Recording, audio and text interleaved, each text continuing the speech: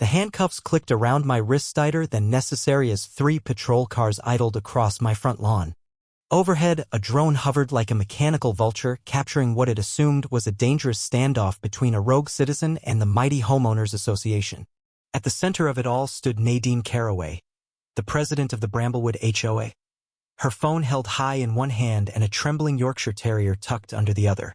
She shrieked into the camera, "This man has violated 9 HOA codes, impersonated an officer, and threatened our peaceful community." I sat calmly on my porch swing, wrists behind me, and gave the arresting deputy a dry glance. "Randy," I said flatly, "you want to tell her, or should I?" Deputy Randy Tully sighed, visibly trying not to laugh. "Ma'am," he said gently, "you just had the sheriff arrested." That was the exact moment Nadine's jaw dropped, and my peaceful retirement in Bramblewood went up in flames. 2 months earlier, I had no idea my dream of quiet suburban life would spiral into something out of a bad sitcom.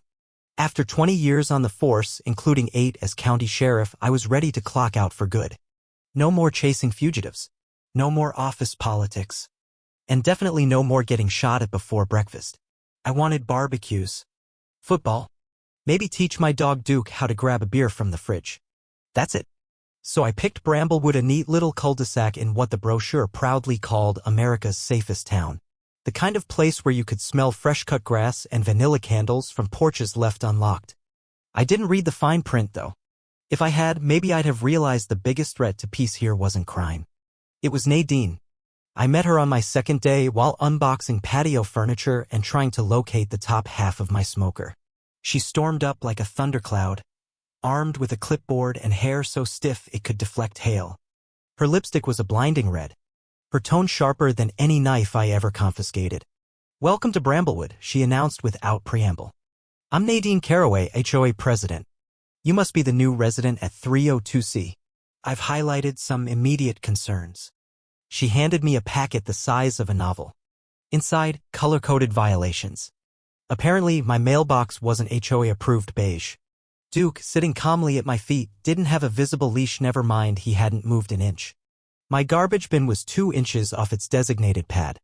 I nodded, thanked her politely, and accepted the packet like it was a live grenade.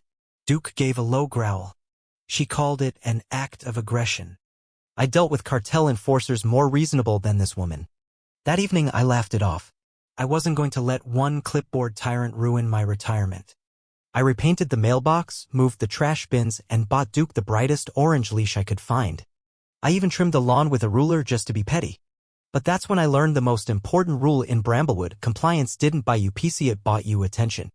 The next morning, I found a citation taped to my door, violation 17, excessive wind chime noise at 9:17 p.m. I didn't even own wind chimes. Turns out, they belonged to my neighbor June, but my house was closer to the sidewalk, so I got the fine.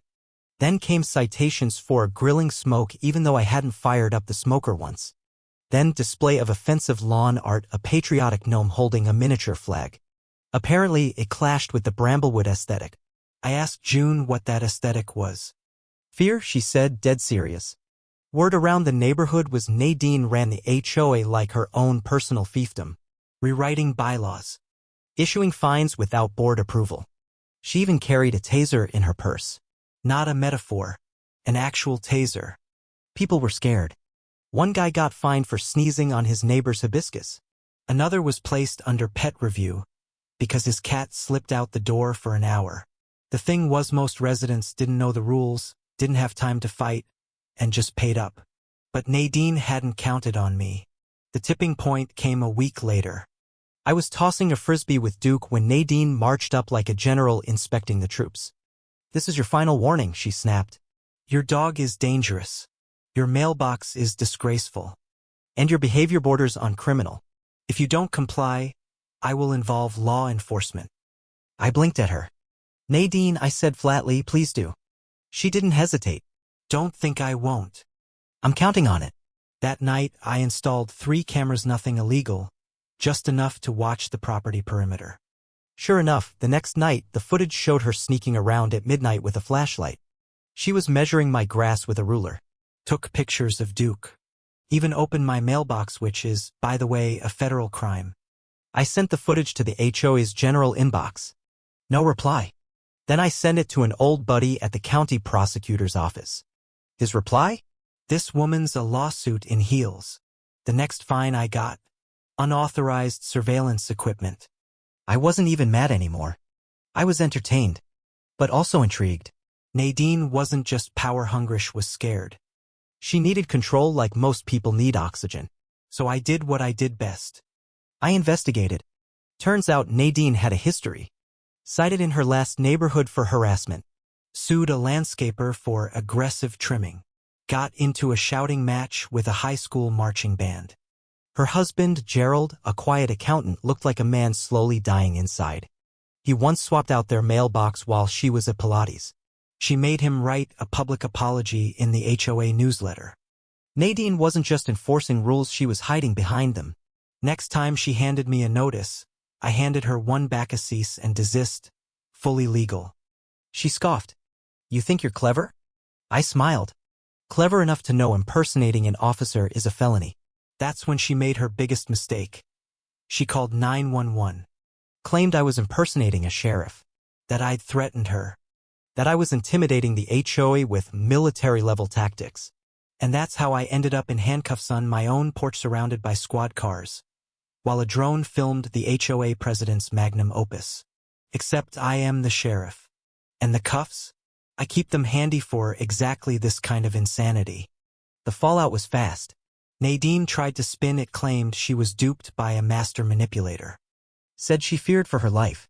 The only thing she feared was losing control. But she wasn't done. The next day, I got a citation for grass exceeding maximum length by 1.25 inches. My lawn looked like a golf course. Duke lifted his leg on the notice. Divine commentary, but the violations kept coming. Noise, fence alignment, improperly hung flag. I stayed civil. Sent footage. Emailed the board. No response. Then I learned why there was no board. Nadine was the board. According to the bylaws, there were supposed to be 5 voting members. 4 had resigned within 3 months of her takeover. No replacements. No elections. Just Nadine. I called her the Duchess of Deed Restrictions. Duke barked in agreement every time. I hosted a small cookout, just ribs and cornbread. No music. Nothing crazy. Gerald showed up with a 6-pack, whispering, "She doesn't know I'm here." Halfway through our sandwiches, a black SUV screeched into my driveway. Nadine emerged like she was storming Normandy. "This gathering has not been pre-approved," she barked. "This is an unauthorized assembly." No one moved. "I'm calling the police." "Go ahead," I said. "We've got ribs." Deputy Marcus showed up 20 minutes later. "Nadine," he said, deadpan, "you called in a code 1042 for pulled pork?" "He's impersonating law enforcement," she shrieked. Marcus looked at me, then at her. "Want a rib?" I asked. She stormed off, muttering about calling the state HOA committee. But she was unraveling. I started digging deeper. She'd formed a shell company, Caraway Property Solutions. All HOA fines were being routed there. The address? A P.O. box she controlled. It was fraud. Straight up. I shared it with June. She nearly dropped her wine. "You mean we're paying her to fine us?" "Yep." We began building a case. Witnesses. Documents. Gerald gave me a recording of Nadine bragging about manipulating bylaws. I compiled everything and called for an emergency HOA meeting. June got the signatures. Gerald invoked co-ownership to override Nadine. She tried to block the meeting. Cited mold. Then liability. No one bought it. The meeting was held in my yard. We played the footage. The audio. The financials. People gasped. Some laughed. Then the vote, 92% in favor of removing her. Gerald escorted her off the property himself. And a week later, state auditors arrived. Her shell company was under investigation. The neighborhood changed. The new board held events. Real events. Gerald filed for separation. Duke got a camera collar just in case. One day, Nadine showed up at my door with cookies. Said she was in therapy. Court mandated. Admitted she'd been angry for a long time. I accepted the cookies. Never opened them. But I appreciated the gesture. Winter came. Bramblewood breathed easy. Until one Saturday morning, a moving truck pulled in 2 doors down. A woman stepped out in bright athleisure. Clipboard. Measuring tape. Hi. I'm Becky. I was HOA president at my last neighborhood. Can't wait to get involved. I stared, put down my coffee, and looked at Duke. Fetch the body cam, buddy. Looks like we're going back in.